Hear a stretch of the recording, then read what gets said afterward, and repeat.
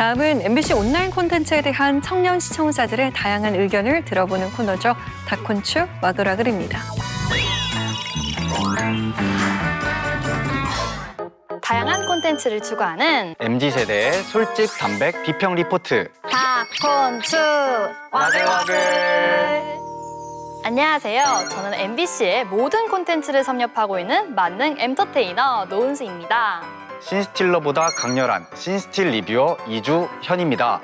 재미있는 콘텐츠만을 집요하게 쫓는 웹예능 추적자 윤봄입니다. 오늘은 MBC 아카이브 자료를 활용해 다양한 콘텐츠를 선보이고 있는 채널 모지를 주목해 볼 텐데요. 지금까지 모지를 통해 공개된 코너 중에 가장 재밌게 봤던 콘텐츠는 무엇인가요? 저는 MBC 아카이브를 이용해 과거의 그날로 다시 돌아가보는 다시 그날이라는 코너를 인상 깊게 봤습니다. 업로드된 날짜와 비슷한 시기에 N년 전 과거 이야기를 소환해 호기심을 자극시키는데요. 저는 그중에서도 조회수 탑2를 차지하고 있는 2018 평창 동계올림픽 편을 가장 인상 깊게 봤습니다.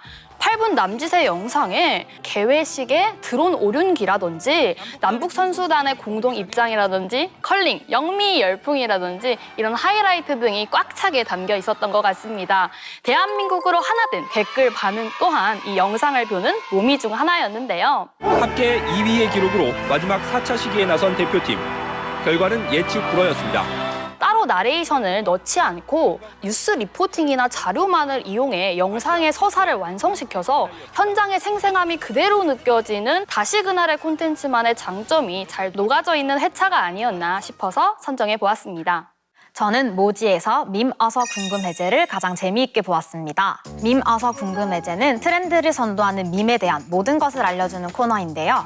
포털 사이트 검색보다 영상 검색을 선호하는 MZ세대에게 딱 맞는 코너가 아닐까 생각했습니다.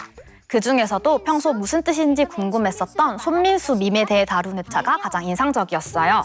웹툰 치즈 인 더 트랩에서 손민수라는 캐릭터가 주인공을 모방하는 데에서 유래한 말이었다는 사실은 정말 놀라웠습니다. 유명인이 입는 옷이나 제품들을 따라 구매하는 행위를 손민수질한다 라고 하고, 유명인들이 많이 사용해서 이를 본 사람들이 따라서 산 아이템을 손민수템과 같이 칭하고 있습니다. 정보 콘텐츠의 핵심이라고 할 수 있는 의미, 유래, 예시, 3박자를 잘 살린 코너라고 생각합니다. 또 마지막에 밈 남용에 대한 경고와 건강한 언어 문화 만들기에 대해 환기해준 점도 유익했습니다.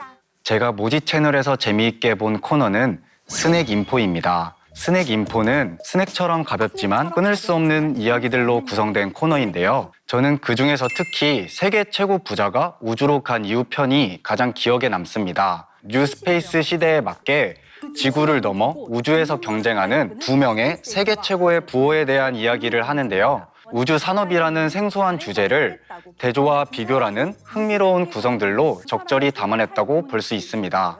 또한 화성 상상도와 같은 적절한 우주 관련 자료와 함께 실제 로켓 발사 장면을 같이 보여줘 더 몰입하면서 볼 수 있었던 회차였습니다. 자, 그럼 모지 채널의 영상들 중에서 오늘 주목할 콘텐츠는 무엇일지 바로 플레이해볼까요? 여러분은 신속 배달하면 뭐가 떠오르시나요? 요즘은 배달이 안 되는 게 없지만 불과 몇 년 전만 해도 배달의 상징은 바로 이 음식이었는데요. 특히 영화 속에서 주인공들의 식사에는 이 메뉴가 빠지지 않고 등장하죠. 헤어나올 수 없는 맛에 저렴한 가격까지 남녀노소 모두가 사랑하지만 G.O.D의 이 가사 너무 유명하죠. 맞아요. 저는 여러분의 든든한 밥 친구 김민호고요. 오늘 취해볼 음식은 짜장면입니다.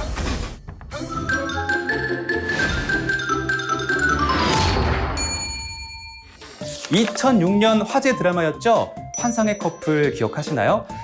전 처음 보는 드라마인데 아셨어요? 6살이었어요, 6살. 저는 당시에 본방사수를 했었습니다. 정말요? 네. 역시 오빠. 날씨 꼬라지 하군, 음식 꼬라지 하군. 이 드라마 속 명장면 너무 많지만 하나를 꼽자면 상실이의 짜장면 먹방이죠. 상실이 짜장면 먹방 인기가 어느 정도였냐면요. 드라마가 방영되는 날이면 중국집의 짜장면 주문이 폭주했다고 합니다. 와, 너무 맛있게 드시는데요? 환상의 커플에서 아직까지 회자되는 명대사가 있는데요. 상실이가 아이들과 함께 짜장면을 먹으러 가기로 했는데 아이들이 피자의 게임에 넘어가서 상실이를 배신해요.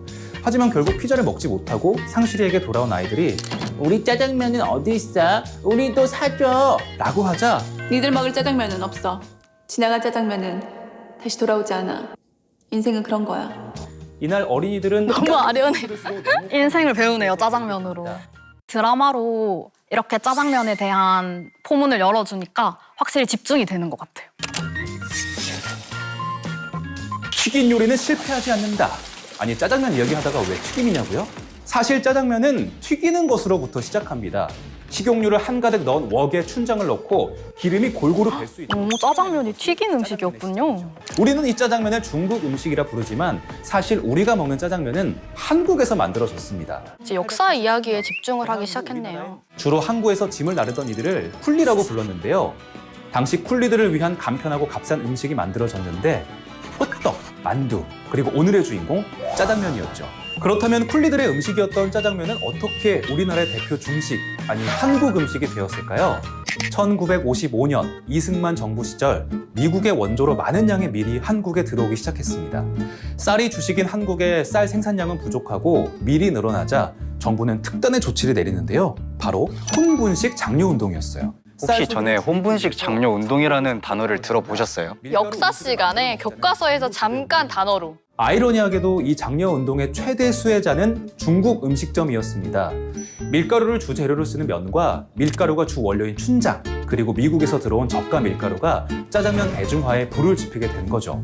중간중간에 무한도전 장면들도 나오는 것도 굉장히 좋은 것 같아요. 저도 완전 무도 키즈여가지고 너무 재밌어요. 역시 MBC 아카이브를 너무 잘 활용하고 있는 것 같아요. 허균의 소설 홍길동 전에서 길동은 아버지를 아버지라 못하고 형을 형이라 부르지 못하니 우리에게도 짜장면을 짜장면이라고 부르지 못했던 시절이 인생살이 험난했네요, 짜장면. 짜장면의 어원은 볶은 장을 얹은 면이라는 의미의 중국어 작장면입니다. 외래어 표기법상 자를 지읒으로 쓰기 때문에 어색하고 왠지 모르게 느끼한 발음이 짜장면으로 읽어야 했습니다. 짜장면으로. 짜장면. 이것에 대해 신안도현은 소설 짜장면에서 나는 우리나라 어느 중국집도 자장면을 파는 집을 보지 못했다고 표기법을 지적했고, 저도 옛날에 짜장면을 항상 자장면이라고 말해야 돼서 힘들었던 기억이 있어요. 저는 처음 알았거든요, 지금 이 영상을 보고. 저는 어렸을 때 그 받아쓰기를 했을 때 자장면이라고 써야 되는 그런 기억들이 있어요. 틀렸구나. 맞아요. 2011년 8월 31일 국립국어원은 짜장면도 표준어로 인정한다고 밝혔습니다. 짜장면을 짜장면이라 부를 수 없었던 서름도 끝이 난 거죠. 김민우 아나운서님께서 MC를 정말 쫄깃하게 잘 봐주시는 것 같아요. 딱 악센트를 정말 잘 두시는 것 같아요. 딕션도 너무 좋으시고. 약간 독백하시듯이. 맞아요. 대한민국 국민이라면 누구나 인생에서 10번은 고민해본 난제, 짜장면이냐 짬뽕이냐, 이런 고민이 들 때에는 앞으로 짜장면을 선택하기로 해요. 왜냐하면 지나간 짜장면은 다시 돌아오지 않아. 오늘 저녁 짜장면 한 그릇 어떠신가요? 오늘 짜장면 어떻게 좀 드시러 가실까요? 오늘 저녁은 짜장면으로? 전 탕수육까지 시켜주시면 먹겠습니다. 에이, 짜장면 편 보고 탕수육 먹으면 어떡해요. 방금 시청한 영상은 밥중진담에서 첫 회였던 짜장면 편이었는데요. 이 콘텐츠에서 가장 인상 깊었던 장면은 어느 지점이었는지 나만의 타임라인을 체크해주세요. 제가 선정한 타임라인은 2분 30초입니다.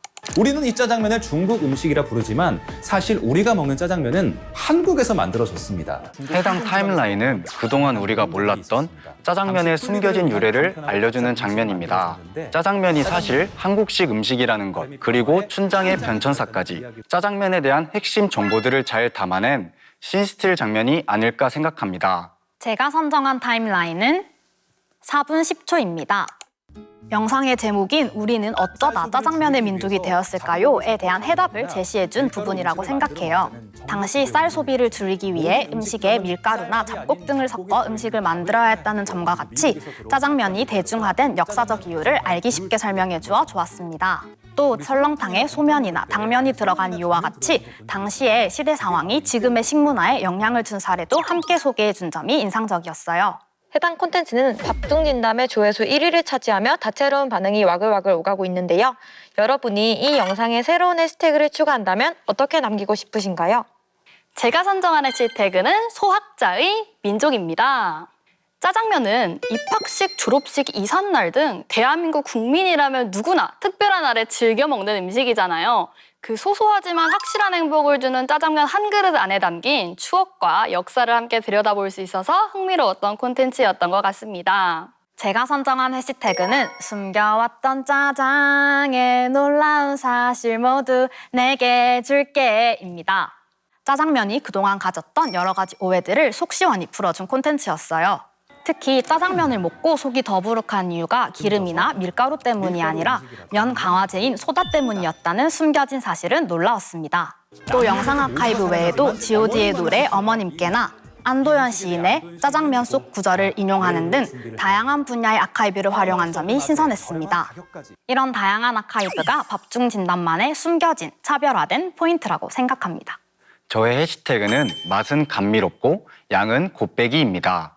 저는 영상을 보는 내내 감미롭다는 감탄사가 절로 나왔는데요. 이는 짜장면의 달달하면서도 감미로운 맛이 떠올랐고 김민우 아나운서님의 감미로운 설명이 귀에 쏙쏙 박혔기 때문입니다. 심지어 정보의 양은 곱빼기였는데요. 춘장에 색을 내기 위해 캐러멜 소스를 넣었다는 것과 짜장면 명칭의 유래 등 짜장면에 대해서 모든 것에 취해볼 수 있었던 시간이었습니다.